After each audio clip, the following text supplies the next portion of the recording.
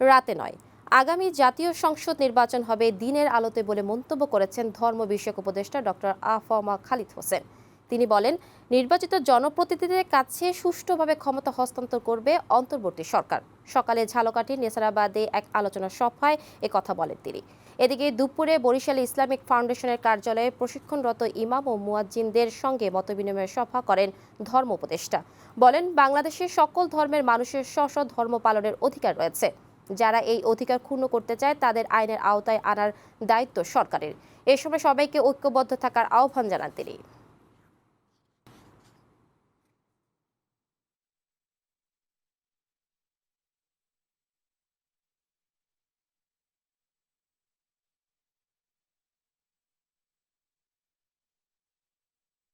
আইন তার নিজস্ব গতিতে চলবে, আইনের শাসন, রুল অফ ল আমরা এটা প্রতিষ্ঠা করতে চাই।